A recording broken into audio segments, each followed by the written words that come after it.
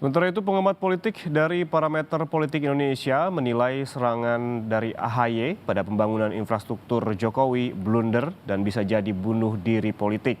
AHY diminta berhati-hati karena pembangunan infrastruktur jadi penopang terbesar kinerja Jokowi.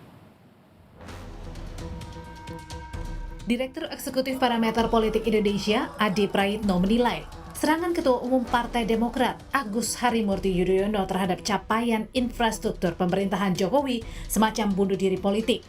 Adi bilang, perlu hati-hati bagi Demokrat jika ingin kritik Jokowi, karena infrastruktur adalah hal yang jadi kebanggaan pemerintahan Jokowi. Kalau kita melihat backbone dari tingkat kepuasan publik yang tidak tergantikan dari Jokowi adalah pembangunan infrastruktur dan bantuan sosial yang secara reguler itu diberikan.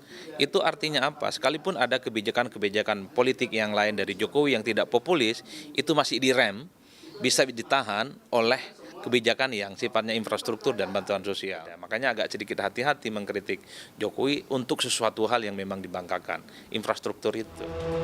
Sebelumnya, dalam rapat pimpinan nasional Partai Demokrat pekan lalu, Ketua Umum Demokrat Agus Harimurti Yudhoyono menyinggung pemerintahan Jokowi yang tidak berterima kasih pada SBY karena telah memulai pembangunan infrastruktur.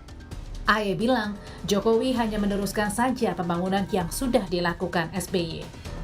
Setahun gunting pita kira-kira masuk akal nggak?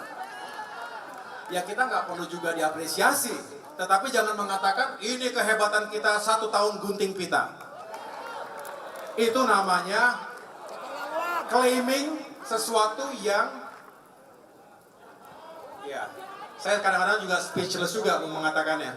Tapi artinya kenapa sih kita tidak kemudian oke, terima kasih telah diletakkan landasan, telah dibangun 70%, 80%, sehingga kami tinggal 10% lagi gunting pita. Terima kasih Demokrat, terima kasih Pak SBY, why not seperti itu?